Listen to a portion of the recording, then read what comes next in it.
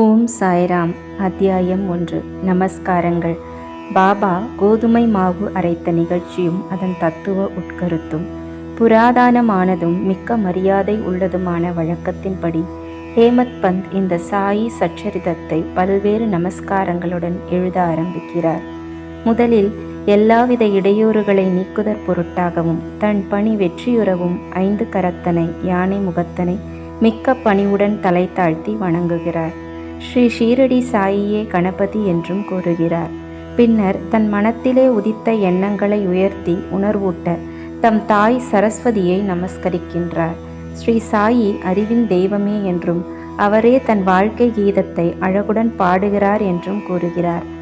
ஆக்கல், காத்தல், அழித்தல் என்னும் முத்தொழிலையும் முறையே நிகழ்த்தும் பிரம்மா, விஷ்ணு, சங்கரர் ஆகியோரையும் வணங்கி சாய்நாதர் அவர்களுடன் ஒன்றானவர் என்றும் சம்சாரம் என்னும் ஆற்றினை நாம் தாண்ட நம்மை சுமந்து செல்ல வல்ல மாபெரும் சத்குரு என்றும் விளம்பி, பின்னர் பரசுராமரால் கடலினின்று உயர்த்தப்பட்ட கொங்கண தேசத்தில் அவதரித்து தம்மை காக்கும் தன் குலதெய்வமான நாராயண் ஆதிநாத் மற்றும் குடும்பத்தின் ஆதி புருஷரையும் நமஸ்கரித்து, பின்னர் தனது கோத்திரத்தில் அவதரித்த பரத்வாஜ முனிவரையும் பல்வேறு ரிஷிகளான யக்ஞவல்கையர், பிருகு, பராசரர், நாரதர், வேதவியாசர், ஜனகர், ஜனந்தனர், ஜனத்குமாரர், சுகர், சௌனகர், விஸ்வாமித்திரர், வசிஷ்டர், வால்மீகி, வாமதேவர், ஜெய்மினி, வைசம்பாயனர், நவயோகீந்திரர் முதலியோரையும் நவீன மகான்களாகிய நிவ்ருத்தி,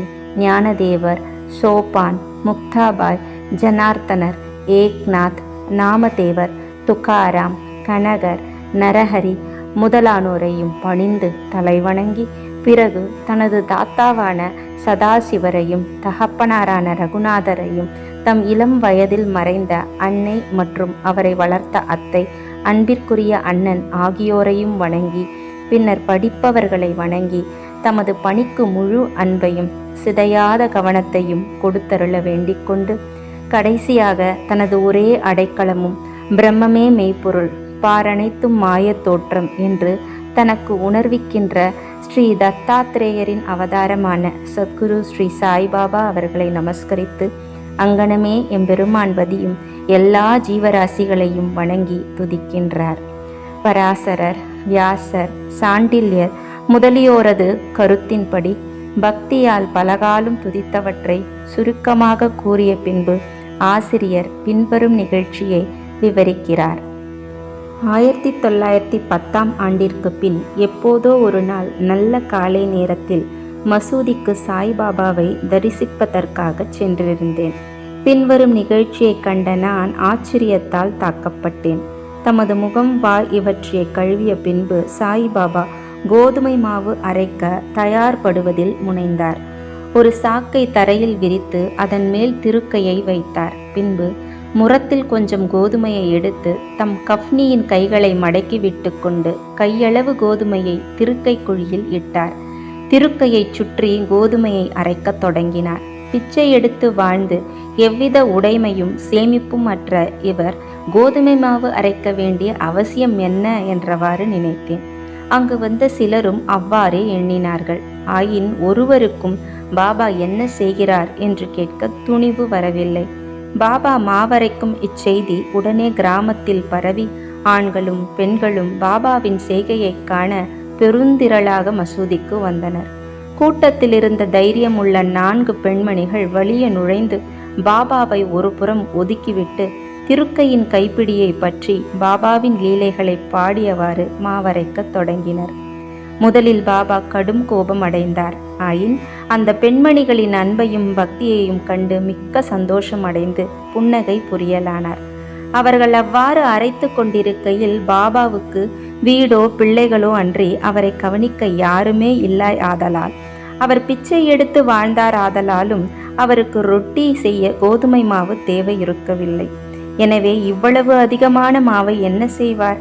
ஒருவேளை பாபா அன்பாயிருக்கும் காரணத்தால் இம்மாவை நமக்கு பகிர்ந்து கொடுத்து விடுவார் என்றவாறு எண்ணமிட்டபடி பாடியவாறே அரைத்து முடித்து திருக்கையை ஓரத்தில் நகர்த்திவிட்டு கோதுமை மாவை 4 பிரிவாக பிரித்து ஆளுக்கு ஒவ்வொரு பகுதியாக எடுத்துக்கொள்ள தொடங்கினார்கள். இதுவரை அமைதியாகவும் அடக்கமாகவும் இருந்த பாபா கோபமடைந்து, பெண்களே, உங்களுக்கு பைத்தியம் பிடித்து விட்டதா? யாருடைய அப்பன் வீட்டு பொருளை இவ்வாறு அபகரிக்கிறீர்கள்?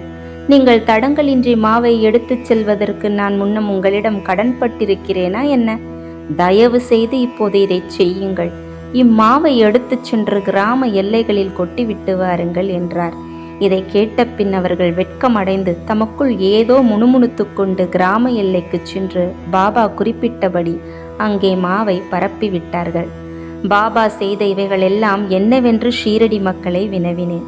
காலரா நோய் கிராமத்தில் பரவிக்கொண்டு இருப்பதாயும் இது அதையே எதிர்க்க பாபாவின் பரிகாரமாகும் என்றும் கூறினர். கோதுமை மாவு அரைக்கப்படவில்லை, காலராவே அரைக்கப்பட்டு கிராமத்திற்கு வெளியில் கொட்டப்பட்டது. இந்நிகழ்ச்சியின் பின்னர் காலரா மறைந்து கிராம மக்கள் மகிழ்ச்சியுற்றனர். நானும் இவற்றையெல்லாம் அறிந்து கொண்டதில் மிக்க மகிழ்ச்சி அடைந்தேன். ஆனால் அதே சமயம் எனக்கு ஆச்சரியம் விளைந்தது. காலராவுக்கும் கோதுமை மாவுக்கும் பூவுலகில் உள்ள ஒற்றுமை யாது? சாதாரணமாக அவைகளுக்கு உள்ள உறவு என்ன? அவை இரண்டையும் எங்கனம் இணைக்க முடியும்? இந்நிகழ்ச்சி விவரிக்க இயலாததாய் இருக்கிறது. நான் இதை பற்றி சிறிது எழுதி என் மனம் நிறைவடையும் வரை பாபாவின் இனிக்கும் லீலைகளை பாடுவேன். இந்த லீலையை பற்றி இவ்வாறாக எண்ணமிட்ட பின் என் உள்ளம் மகிழ்ச்சியால் நிறைந்தது. இங்கனம் நான் பாபாவின் வாழ்க்கை வரலாறான சச்சரிதத்தை எழுத உணர்ச்சியூட்டப்பட்டேன். பாபாவின் அருளுடனும் ஆசியுடனும் இப்பணி வெற்றிகரமாக நிறைவேற்றப்பட்டது என்பதையும் நாம் அறிவோம். மாவரைத்ததன் தத்துவ உட்கருத்து. ஷீரடி மக்கள் இந்நிகழ்ச்சியை ஒட்டி அமைந்த காரணத்தை தவிர வேறு ஒரு தத்துவ உட்கருத்தும் இருப்பதாக நாம் நினைக்கின்றோம். சாய்பாபா ஏறக்குறைய 60 ஆண்டுகள் ஷீரடியில் வாழ்ந்தார். இந்த நீண்ட காலத்தில் அவர் பெரும்பாலும் தினசரி அரைத்தார். கோதுமை மாத்திரமன்றி பாவங்கள், உள்ளம், உடல் ஆகியவற்றின் துன்பங்களையும் கணக்கில்லா தன் அடியவர்களின் துயரங்களையும் அரைத்து தீர்த்தார்.